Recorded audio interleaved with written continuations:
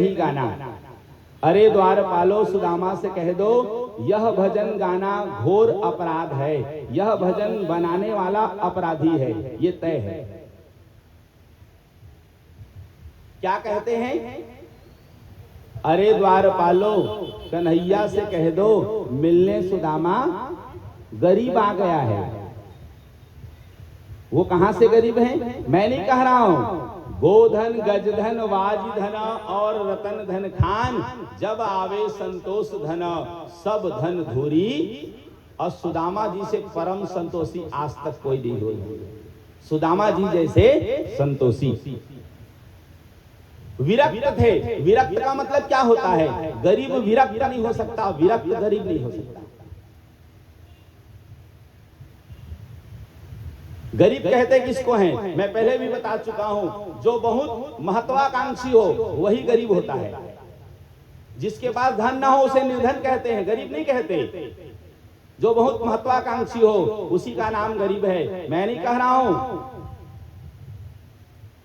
सदग्रंथ कहते हैं, ठीक है। कोवा दरिद्रो ही विशाल तृष्णा, कोवा दरिद्रो ही विशाल तृष्णा। जिसकी तृष्णाएं बड़ी है वही इस संसार में दरिद्र है। सुदामा जी दरिद्र नहीं थे। सुदामा जी से इसमें स्पष्ट लिखा है, देखिए, वे बड़े ब्रह्म ज्ञानी थे, विषयों से विरक्त थे, शांत चित्त और जितेंद्रिय थे। वे गृहस्थ होने पर भी किसी प्रकार का संग्रह परिग्रह न रखकर प्रारब्ध के अनुसार जो मिल जाता था उसी में संतुष्ट रहते थे। आगे उस भजन में और क्या कहा गया है?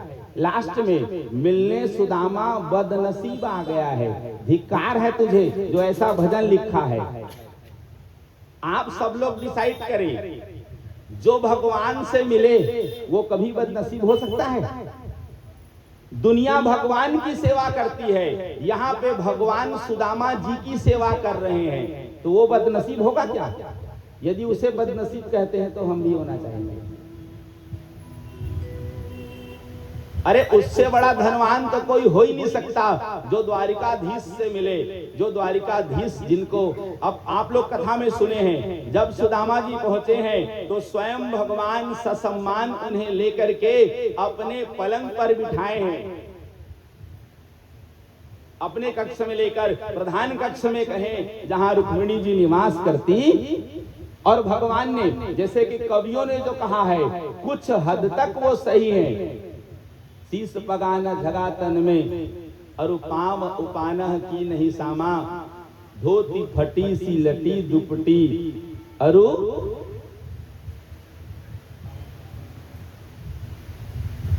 अच्छी चीज याद नहीं रहते हैं। चलिए अच्छी बात है। हमारे निवेदन करने का भाव यही है, भजन गाएं अच्छी बात है, लेकिन भजन की शब्दावली का जरूर ध्यान रखें। भजन में क्या कहा जा रहा है ये जरूर ध्यान रखें।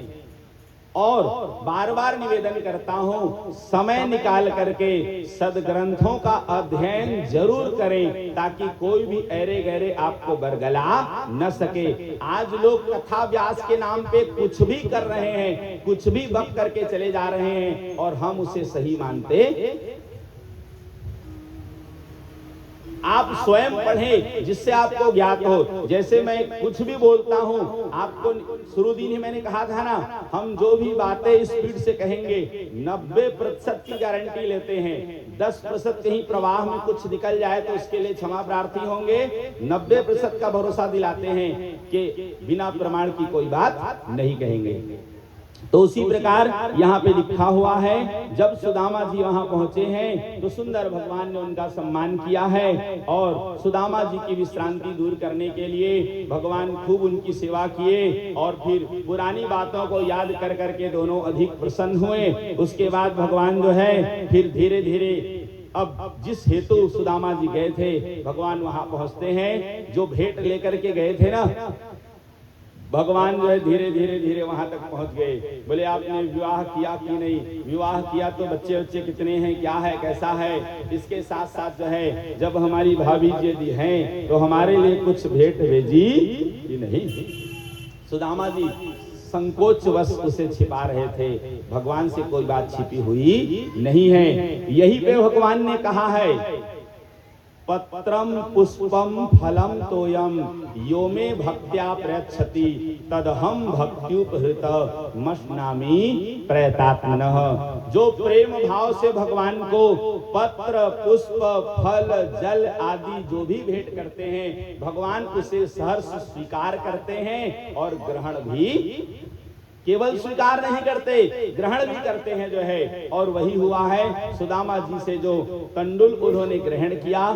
आपने सुना होगा भगवान उसमें से एक मुट्ठी चावल ग्रहण किए हैं।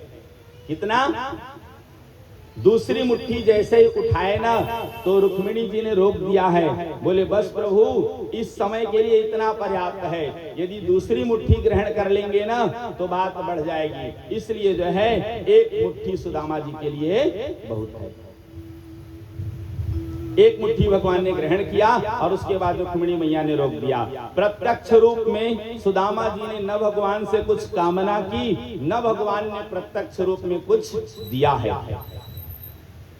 लेकिन भगवान ने सुदामा जी को इतना दिया कि जिनके सामने इंद्र कुबेर आदि का ऐश्वर्य भी फीका पड़ गया। धन्य है भगवान की सोच। विश्वकर्मा जी को याद किए और सुदामा जी के लिए ऐसे दिव्य भवन बनवाए हैं जो आज तक किसी ने न बनवा सका, न बनवाया होगा। उस भवन में निवास करने वाले की इच्छानुसार वह भवन सुख प्रदान करे। भगवान ने ऐसा भवन क्यों बनवाया?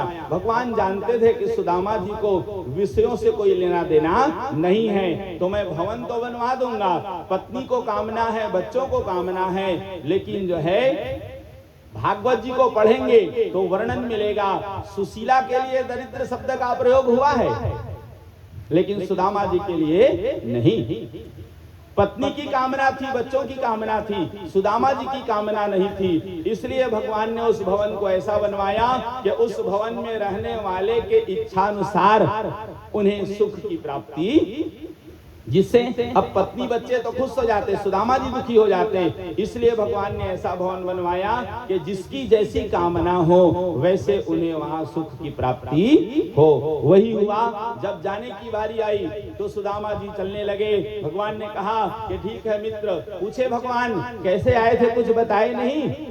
तो सुदामा जी ने कहा बस ऐसे ही मिलने चला आया था। तो भगवान ने कहा कि ठीक है, ऐसे ही जो है आते जाते रहें।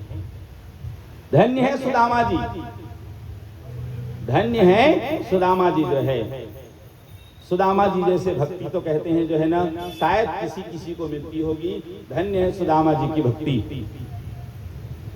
गृहस्थ होने पर भी संग्रह परिग्रह न रखना। जो प्रारब्धवश मिल जाए, ये किसी सन्यासी का भाव है। और सुदामा जी गृहस्थ होते हुए ऐसे आचरण कर रहे हैं, मतलब उनसे अच्छा और कोई नहीं हो सकता।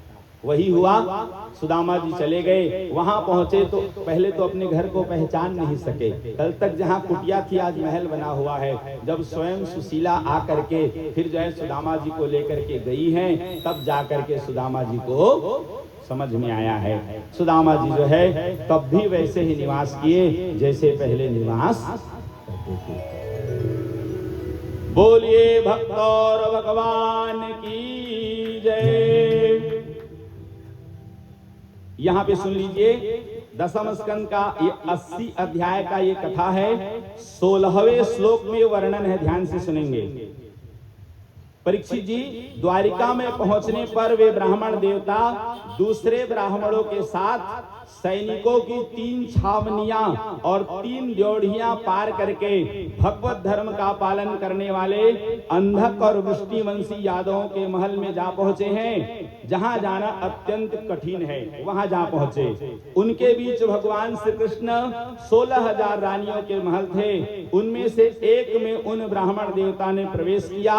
वह महल खूब सजा सजाया अत्यंत शोभा युक्त था। उसमें प्रवेश करते समय उन्हें ऐसा मालूम हुआ मानो वे ब्रह्मानंद के समुद्र में डूब उतरा रहे हों।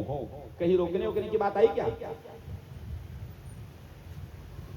ये भागवत जी का प्रमाण है। तो इसलिए ये 16वें और 17वें श्लोक का यह जो है अर्थ है, तो आप लोग स्वयं पढ़ें और ऐसे ही आचरण करें। चलिए, तो आज हम यही कथा विश्राम करते हैं। कल जो है पूर्ण रूपेण भागवत जी की कथा विश्राम होनी है।